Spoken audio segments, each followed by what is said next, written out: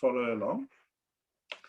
Okay, so everyone, what's very important for us to know as moderators is that when we're moderating assessments, we've spoken about how we've got to moderate the processes, and we've spoke about how we should be, moderating the principles. So the principles, the process, and the policies and the procedures.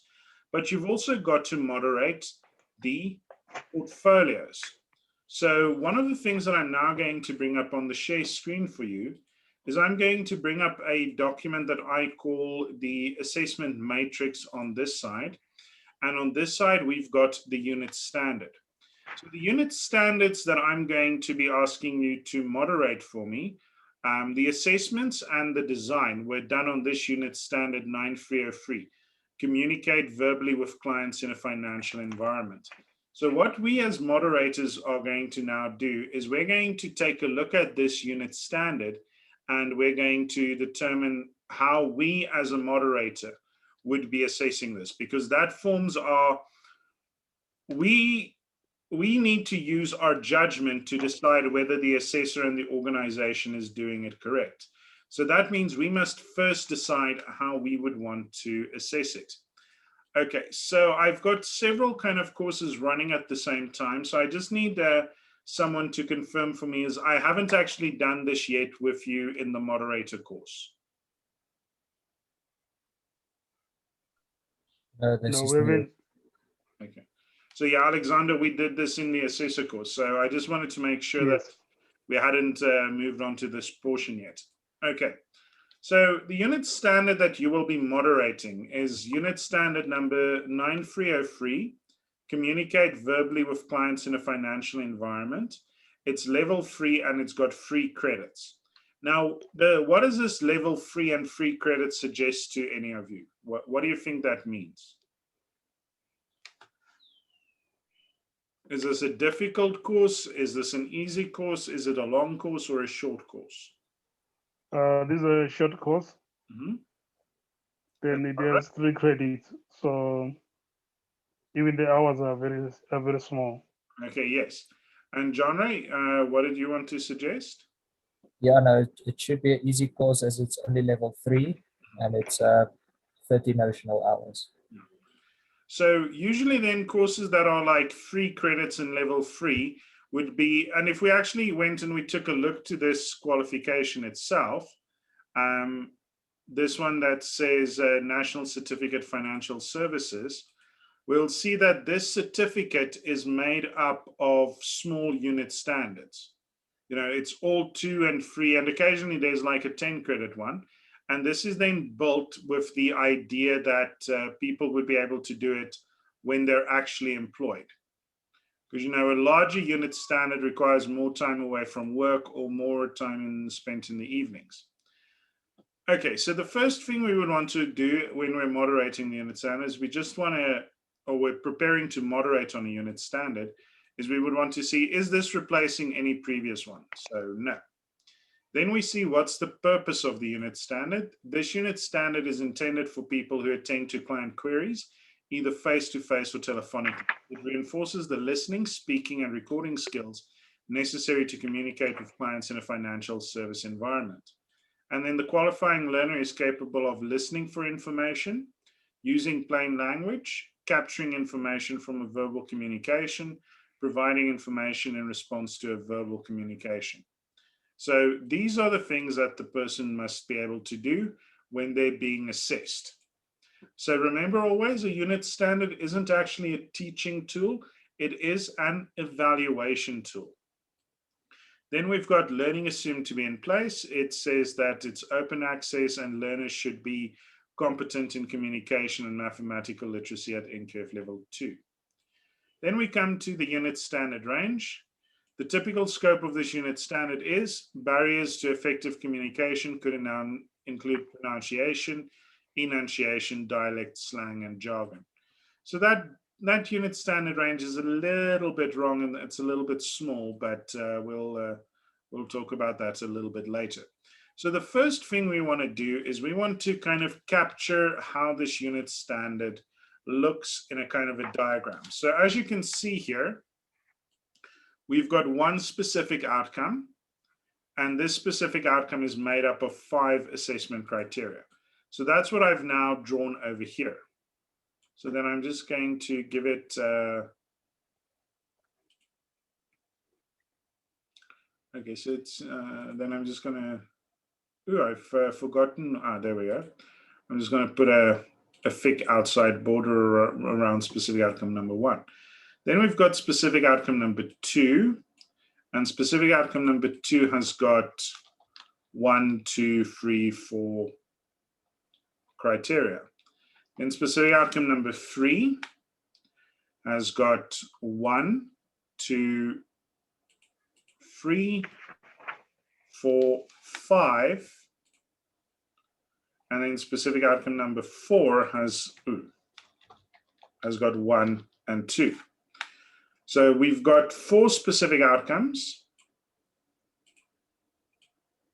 And number 3 is the largest specific outcome in terms of number 2 and number 3 are the largest one, and number 4 is the shortest one. Then we've got 1, 2, 3, 4 CCFOs. So the CCFOs, out of the 12, we then have identifying, collecting, communicating, and demonstrating. Then we look down to see if there's any EEKs, essential embedded knowledge, but it says that there are no essential embedded knowledge outcomes. Interestingly enough, you can see there's like Woolworths is also registered for this particular unit standard. I'm not actually registered for this unit standard because this is not something that I offer. I just use it as an example for my different courses. Okay, so what we've got now is we now know what should be assessed. We now know what should be assessed. So we've got a total of 16 assessment criteria plus 4 CCFOs. So that means there's 20 things that would have to be assessed here. Now, the next thing that we're going to first decide is we're going to decide what the methods of assessment should be for each of these assessment criteria. We're not going to be doing it on the specific outcome level. We're going to be doing it on the assessment criteria level. Okay, so this first one that we've got, and I'm just going to zoom in a little bit so that you can perhaps read easier. It asks us that the emotional state of the caller client is gauged from tone, pitch, pace, and volume of voice. So what do you think is the verb there?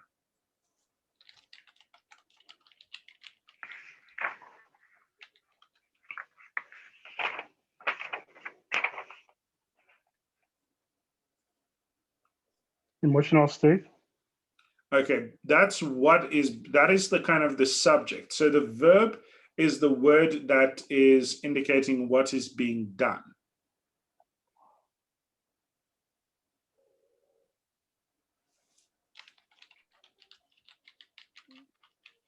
So you have to say the gauging the tone and the pitch.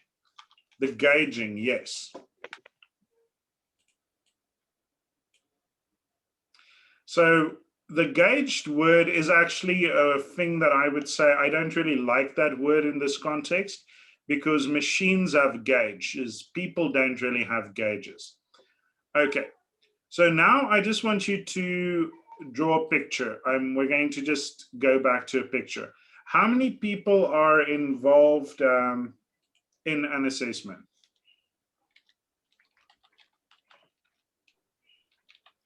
It's the learner, the facilitator, the assessor, and the moderator. Okay, but is the facilitator busy with the assessment? Okay, now. So what we would have is we would have the assessor, the learner, and in this case, what's this unit standard called? Communicate verbally with clients in a financial environment. So that suggests there are 3 people. directly involved in this assessment. There is the assessor. And the assessor is the person who we're looking at. Then there needs to be the learner, and then there needs to be the customer, because we can't assess a person on their ability to communicate verbally with clients in a financial environment if we don't actually have a customer. Do you all agree with me on that? Yes. Okay, so where are we in this picture?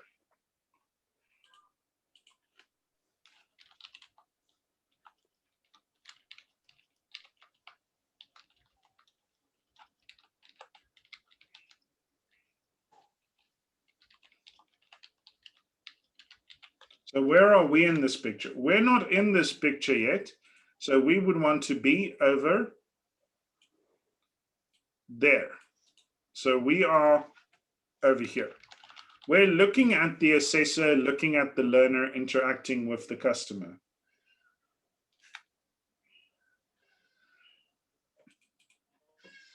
So what I want us now to then just take a look at is back to this unit standard. So the emotional state of the caller client is gauged. So who's doing the gauging? The assessor is doing the gauging on the, no, the assessor is looking at the learner gauging the customer's emotional state.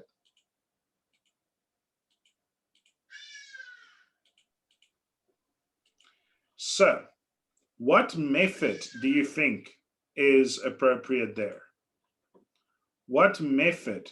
Observation, questioning, or product evaluation? I would say observation. Observation is correct. Well, I'm just jumping through the unit standards here. So it's observation. Why? Because the assessor is observing the learner do it. It is something practical that the learner has to do. Okay, then the next one. Body language is observed to support the interpretation of the client's vocal indicators in face-to-face interactions.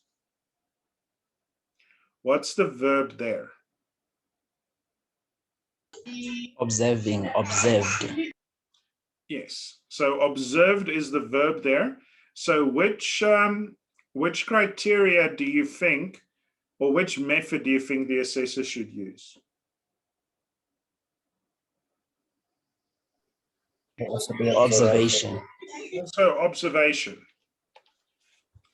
Okay, and then the next one we've got is the own tone, pitch, pace, and volume are adjusted to emphasize with the client's emotional state. So in other words, the learner has to adjust how they're speaking to match the customer.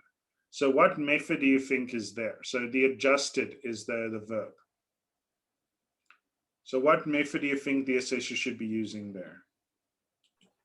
Will also be observation. Also observation. Then our next one, the main idea is extracted from the client's verbal communication and an assessment is made of the client's needs. So they've got to get the idea from the customer's interaction. They've got to get, why is this customer here? For example, I had to do a phone call to FNB today because nowhere in their documents do they actually explain how to pay, how to set up an FNB credit card for somebody else on your account so that you can pay into their credit card. Nowhere do they explain how to do it.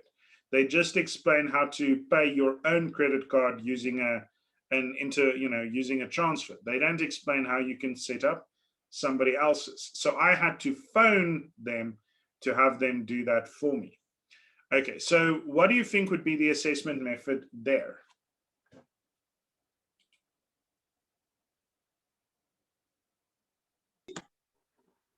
Isn't it gonna be questioning?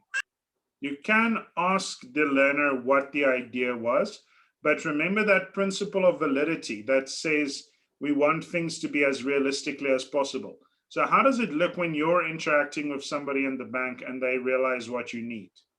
That is then a kind of, they would react, the person would react to what you've told them, and then they would help you. So we would also be able to observe. So Okay, now for this one, I want you to carefully take a look at this picture again. We've got the assessor, and the assessor is assessing the learner on this unit standard, and the learner is interacting with the customer. Now let's take a look at that assessment criteria 5. Questions are asked to elicit supporting details and clarify understanding of the need. So the verb is asked. What method do you think there? This one is a tricky one.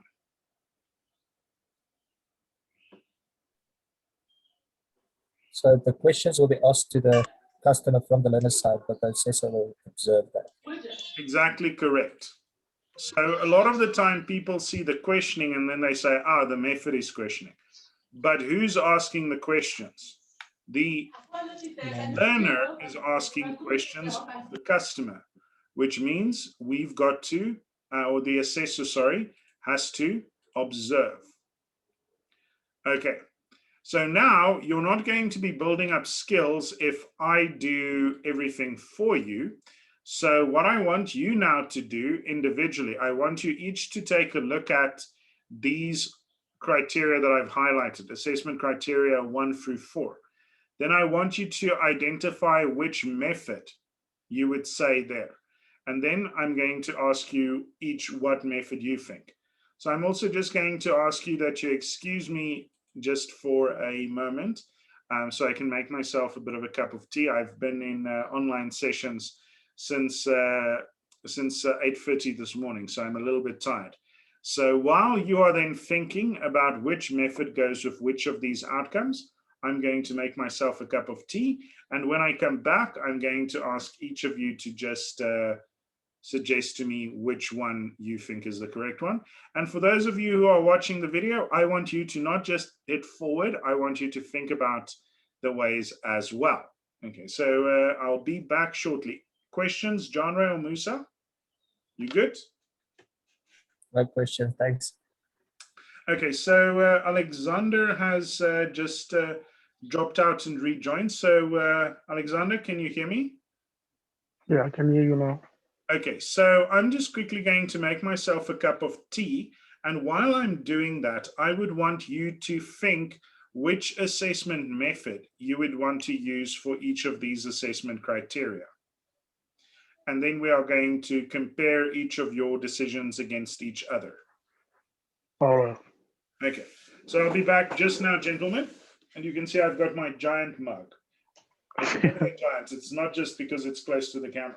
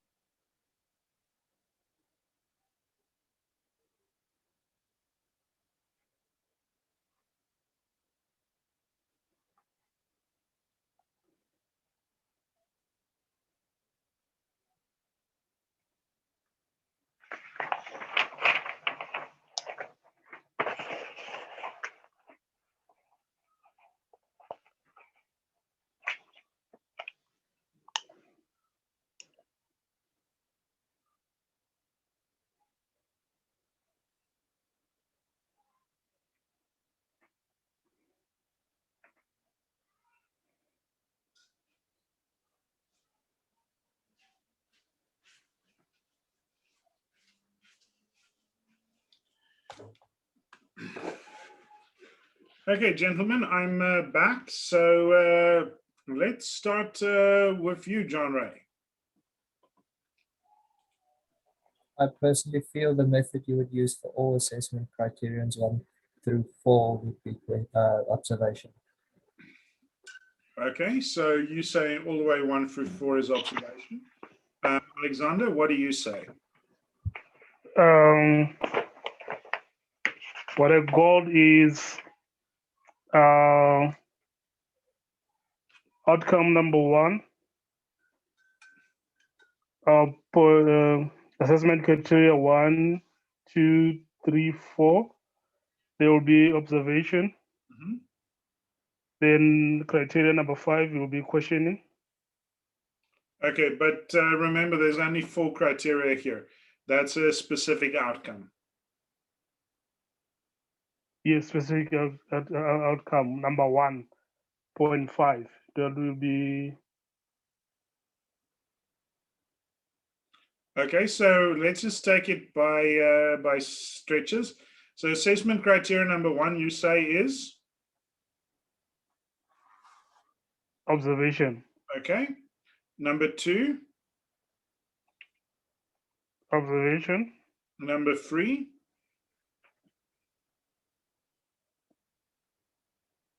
Observation. Okay, and number 4?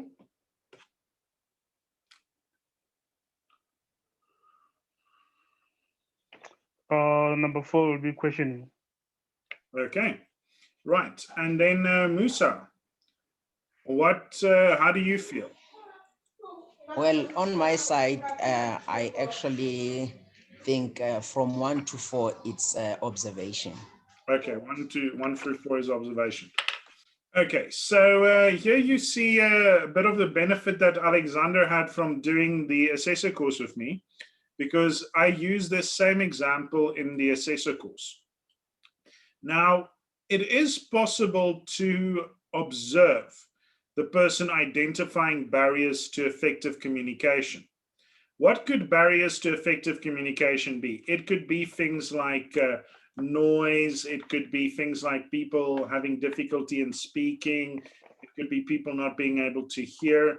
So for example, with the face masks that we all are wearing these days, that interferes with speech a lot as well. But we've got to keep in mind that assessment is a very stressful time for the learners. So you might have your radio on, and then you expect the learner to turn off your radio because your radio is a barrier to effective communication. But maybe your student isn't brave enough to turn off his assessor's radio. So when we're looking at that criteria number 4, barriers to effective communication in the business environment are identified.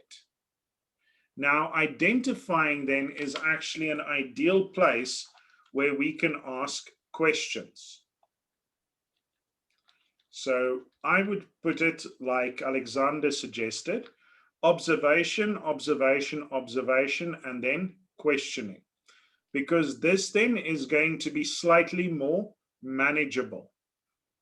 You can easily observe whether these 3 things are taking place. But observing this 4th one is a little bit difficult. So it's a little bit suffers on the manageability. So it's much easier just to ask a question there. Okay, so, 75% for John and Musa. So, that's still okay. And your method would still have worked. It would just have been a bit more difficult. Okay, then we've got appropriate information is clarified in plain language. That would once again be observation. The assessor has got to watch the learner explain something to the client. And then the client's interpretation of the information is checked using open-ended questions. Again, the learner is asking questions of the customer, so the assessor is observing it.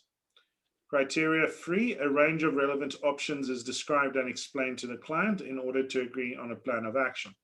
Again, something that is observed. Then number 4, consensus is reached on the most viable option to resolve the query or request. Observation again. And then the proper procedure to be followed is outlined clearly, including action steps, responsibility, and deadlines. Once again, that is something that could easily be done with observation. So I just wanted to,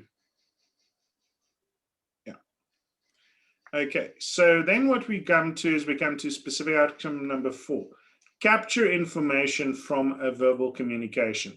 So how does it look when we capture information? What do we do when we capture information? Is information a tangible thing that we can catch with a net? Or can we catch it in our hands? No. So we capture information by writing it down. So over here, it says the main idea and supporting details of the communication are recorded in rough notes to facilitate recall. So what do you think is the method there?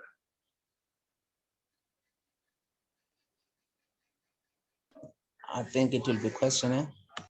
Okay, we could ask the person questions about what they wrote down, but it would be better to say product sample. If the assessor is now then telling the learner, the learner is busy writing things down, then the assessor asks to see the notes. So that would be a product evaluation. Then let's take a look at assessment criteria number 2. Accurate file notes are recorded on the system or manually as required to form a comprehensive record of the interaction. John Ray, which one do you think is that one? Product sample. That one is also product sample. Okay. So this is now one of the first things that we as a moderator would want to do, is we would want to decide what methods should be used against each criteria. Then the next thing that we've got to do is we've got to think about which activity. So remember, the assessment methods are what the assessor is using. The assessment activities is what the learner is doing. So which activities do you think you would be using for the majority of these?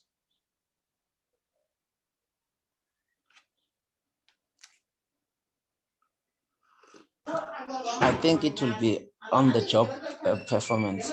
Okay, so on the job could work, and it would give very valid evidence. But remember when I was talking about the principles, I said that valid comes into conflict with which other principle? The manageability. So John Ray, which method, which type of activity would you go for? I think it would be easier to manage like a simulation of. Okay, so an on the job and a simulation differ from each other by the realism. So in the on the job, you're dealing with the actual clients. In the simulation, you're still in the bank space or the insurance salesman space, and then you're pretending that the person is a customer. But let me ask you a question now. Is there any kind of equipment that the person needs to use that makes it important for them to actually be in the actual working environment? Is there like that they've got to use a tool or they've got to, use a certain piece of equipment? No. So what's the next realistic most step? Alexander? Audio demonstration. Okay, so remember the demonstration is when the person is doing step by step. You tell them, respond to the learner, respond to the, so a demonstration is kind of when the assessor tells the learner what to do. So Musa, you had a suggestion. I think it will be oral interview. Okay, so the question one can be done with oral interview, but you were correct when you wanted to say role play. So I don't know why you changed your mind. So the other activities are all going to be a role play, because it doesn't matter if this is realistically taking place in a bank or not. So that's why we're not doing it as a simulation. And that's also why we're not doing it as an on the job. So in the role play, we get to pretend that we're in the bank, or we pretend that the people are calling, because we're not assessing them on their ability to use the call center equipment or anything like that. We're assessing them on their ability to communicate using their voice and to listen to a person. Now, the reason why I chose an oral interview instead of an exam or a workbook is because there is only one question. Can you imagine how silly it would be to write an exam and then the learners only have one question? So an oral interview gives you very authentic evidence because you're talking to the actual person. An exam gives you better authenticity because it's harder for the people to cheat. And a workbook is less on the authenticity because then the people can help each other with the answers. But the workbook is the most manageable because the learners can do it at any time. The exam is slightly more difficult to manage because you've got to arrange everybody at a certain date and you've got to invigilate, etc., etc. Now, normally an oral interview suffers on manageability because let's say each question takes 5 minutes to answer and you've got 10 learners. Then you're going to spend 50 minutes on having the learners each individually answer a question. Whereas if that was a workbook and it's 5 minutes, then the whole workbook would have just taken 5 minutes. But when there's only a single question with a single sentence answer, then the oral interview is very well suited. Okay, so let's now just take a look at some of the other elements here. Over here, we would decide what type of assessment it would be. So in our case, we're going to say it is a summative assessment.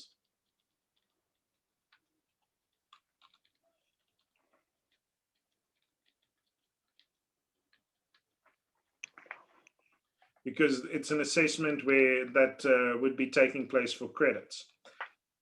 Then what we've got over here is we've got what type of evidence it is. So is it direct, indirect, or historical? So let's then just go over what those differences are once again. So indirect, if it's from somebody else about the person. Historical, if it's perhaps no longer, evidence from the past. But in this case, it's all direct evidence because the assessor is observing the evidence being done correctly, or being done immediately in front of them. Now I'm just going to bring up another unit standard here quickly, or another matrix. I want to just show you how the matrix looks when it's completed.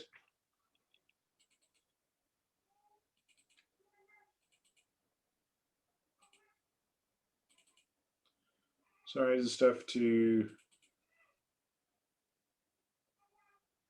Okay.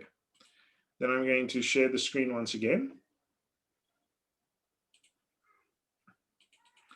So this is how the matrix looks when it's completed.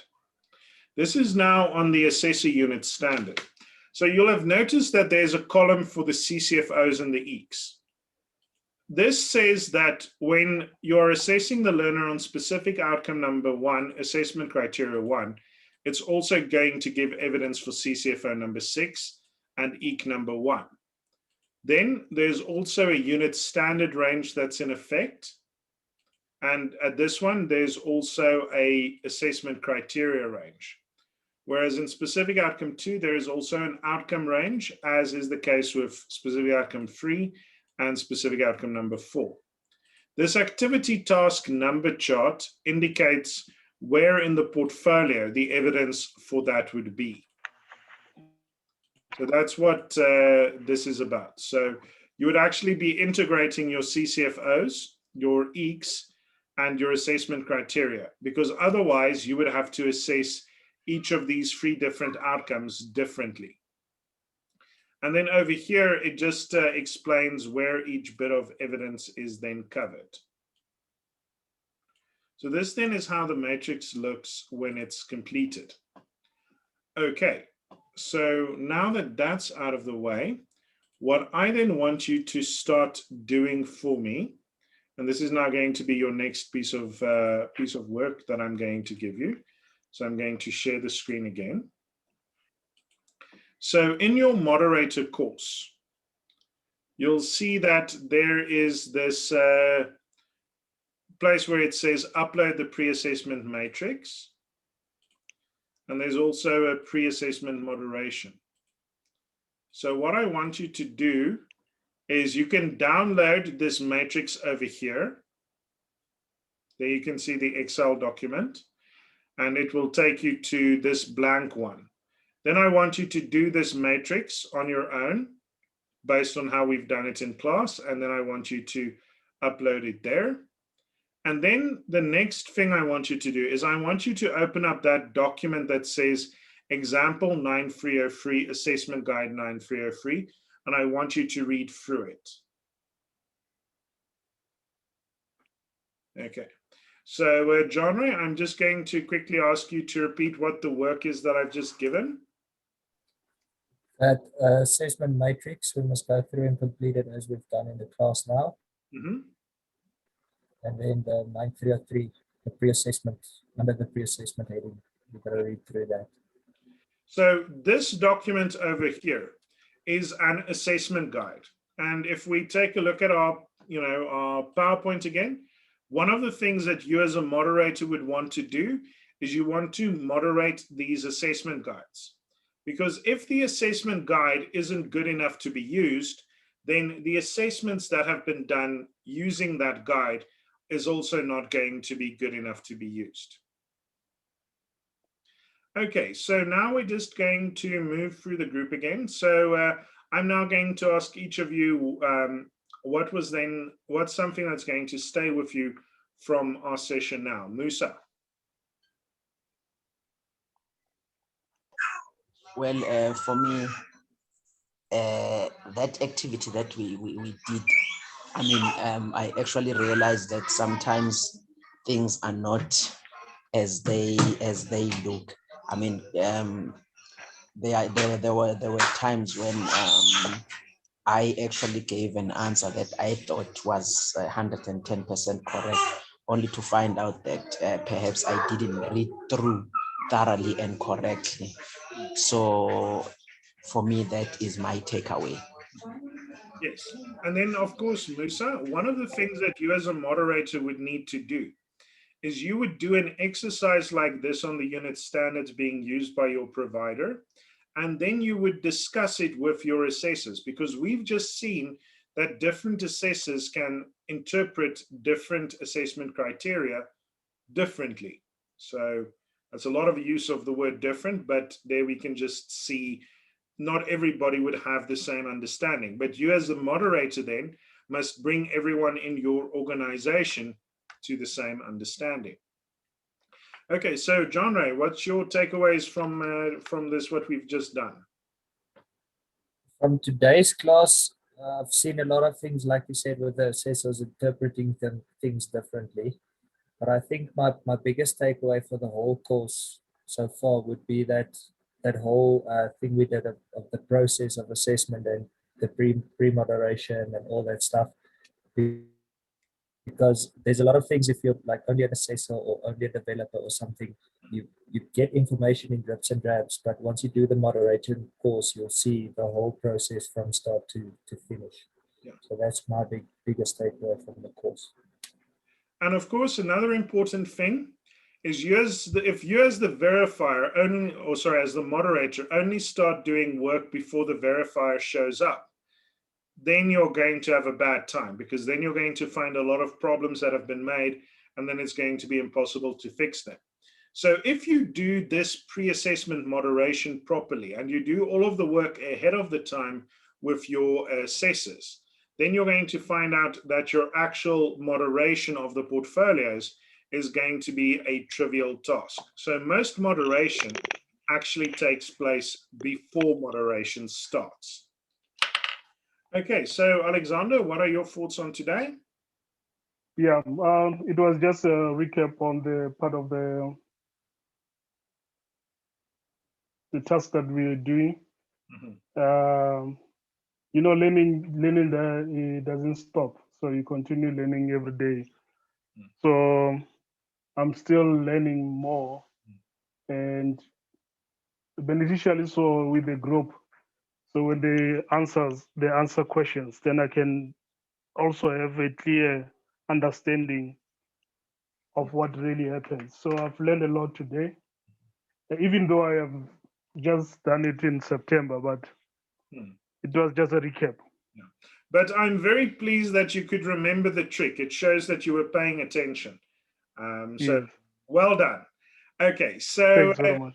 gentlemen, thank you for your time today then. So please see if you can get that work done for us for next week, Tuesday, again at 6, because it seems to be a time that suits most of you. So I'm just going to be stopping the screen share now. The video is unfortunately only going to be up a little bit later this evening, because I've got my skills development facilitator class starting in just 10 minutes from now. So I won't be able to upload the video before then. But gentlemen, please do take care and have a pleasant evening and stay safe. And then I will see you all again next week. Bye.